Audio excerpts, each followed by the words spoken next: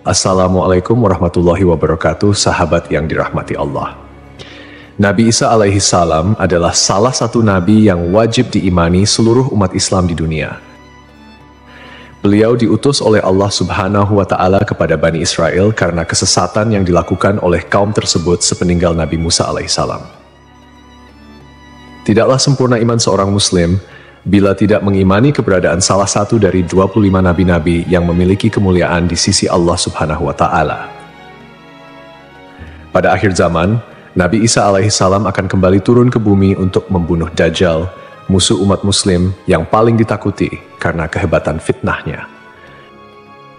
Nabi Isa akan datang kembali ke muka bumi demi menegakkan kebenaran serta memberi petunjuk jalan menuju keselamatan.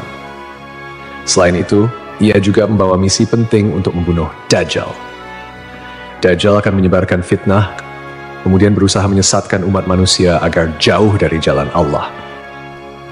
Tipu dayanya amatlah dahsyat sehingga yang baik akan terlihat buruk. Namun, tahukah Anda mengapa justru Nabi Isa alaihi salam yang ditugaskan Allah Subhanahu wa Ta'ala untuk membunuh Dajjal?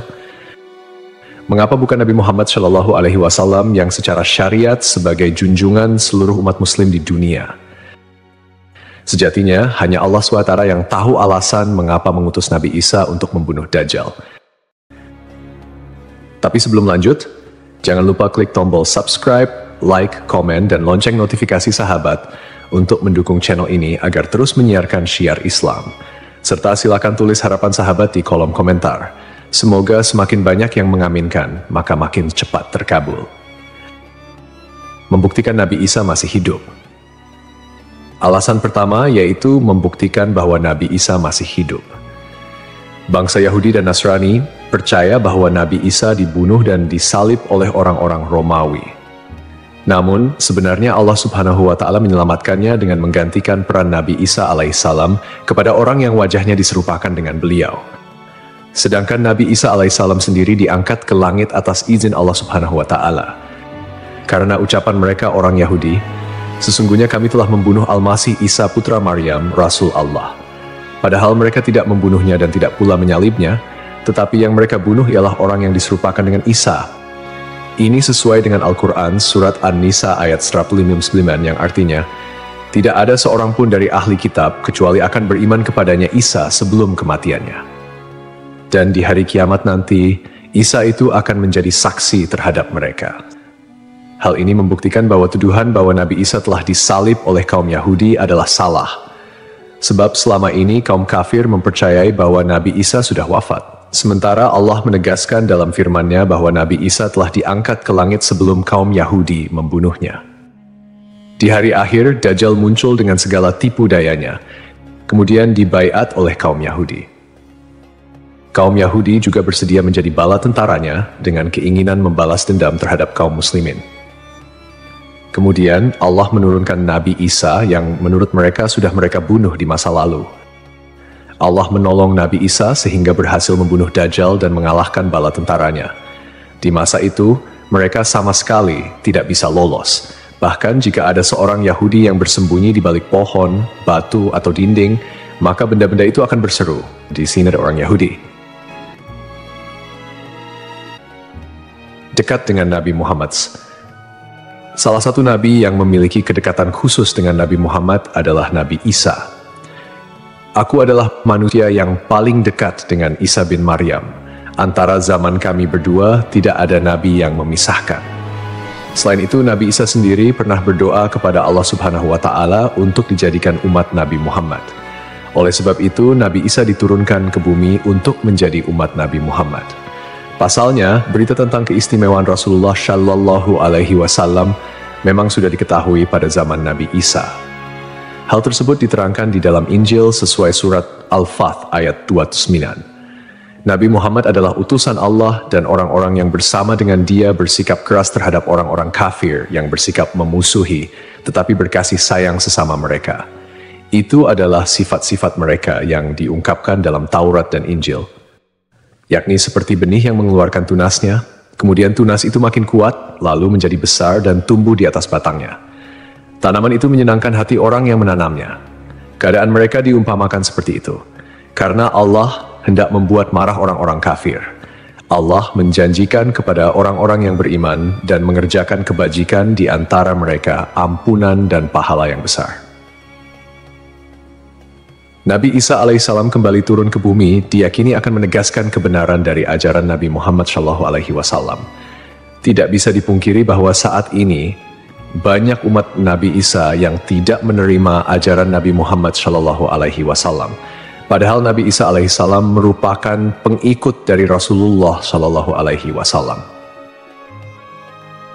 Al-Baghawi menceritakan dalam tafsirnya bahwa ketika Isa alaihissalam mendatangi Baitul Maqdis, di mana orang-orang sedang bersiap salat asar, maka imam di masjid itu mundur dan menyuruh Isa untuk maju.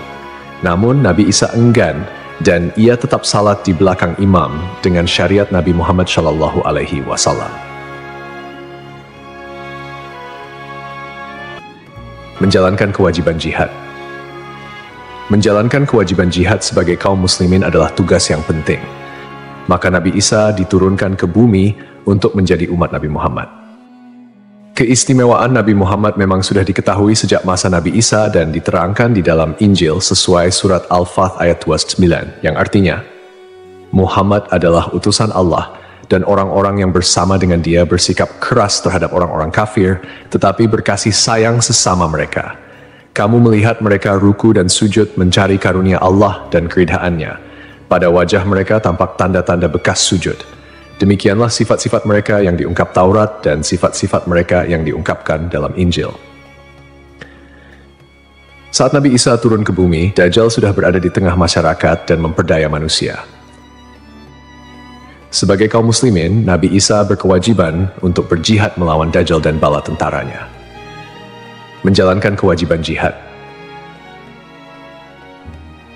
Allah Subhanahu wa Ta'ala memilih Nabi Isa alaihissalam untuk membunuh Dajjal sebagai bentuk penegasan terhadap kebenaran agama Islam.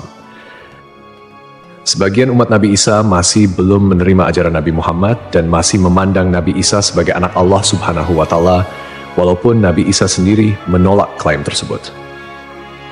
Nabi Isa sebagai nabi yang jarak paling dekat dengan Nabi Muhammad. Keduanya merupakan tokoh yang unik dalam perjalanan kenabian. Tidak ada nabi yang diutus oleh Allah Subhanahu wa Ta'ala di antara masa hidup Nabi Isa dan Nabi Muhammad. Oleh karena itu, Allah Subhanahu wa Ta'ala mengutus Nabi Isa untuk membunuh Dajjal dan menghapus seluruh agama selain Islam.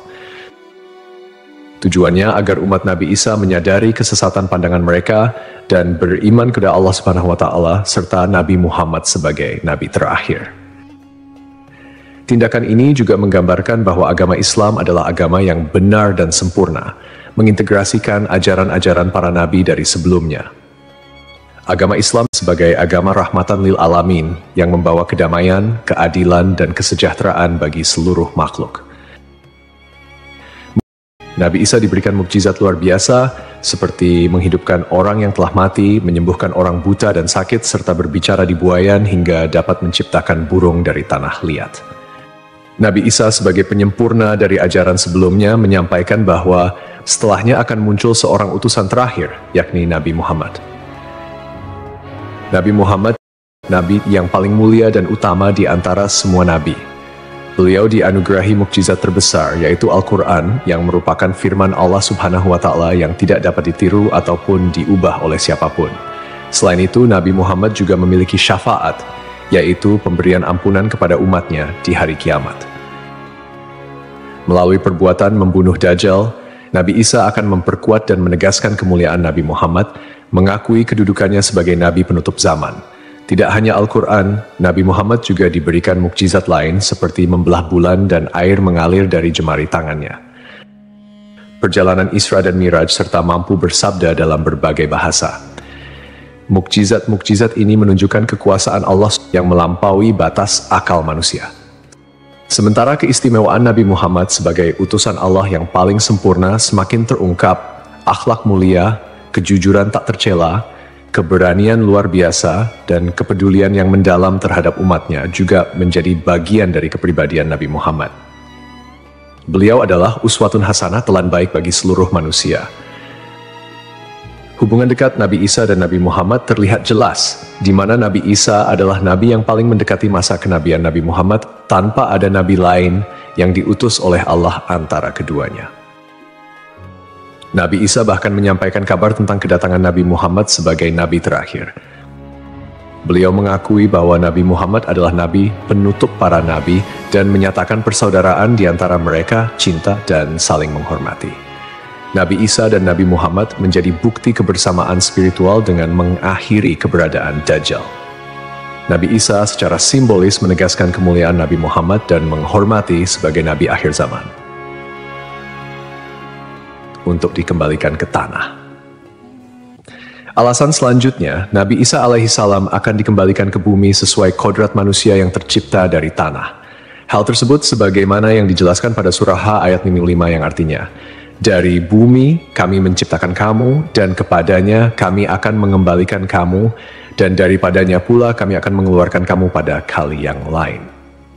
Nabi Isa alaihissalam diturunkan ke bumi juga menandakan bahwa ajalnya akan tiba. Setelah wafat, Nabi Isa alaihissalam akan dimakamkan di tanah suci, lalu dibangkitkan kembali bersama manusia lain di hari kebangkitan. Mengenai lokasi makam Nabi Isa alaihissalam, terdapat perbedaan pendapat di kalangan ulama. Sebagian ulama mengatakan lokasinya terletak di Bait al-Maqdis, dan sebagian lainnya mengatakan akan dimakamkan bersama Nabi Muhammad SAW. Sebagai muslim yang beriman, tidaklah pantas bagi kita untuk membanding-bandingkan siapa nabi yang lebih hebat, karena semua nabi yang diutus oleh Allah Subhanahu wa Ta'ala mempunyai tujuan yang sama, yaitu mengajak tauhid, mengagungkan kebesarannya. Nabi Isa alaihissalam selain ditugaskan Allah Subhanahu wa Ta'ala untuk membunuh Dajjal pada akhir zaman, ternyata beliau juga akan memiliki tugas dan maksud tertentu yang pada intinya adalah menegaskan ajaran yang dibawa oleh Nabi Muhammad SAW kepada seluruh manusia yang ada di dunia. Semoga kita semua bisa memetik pelajaran. Wallahu a'lam.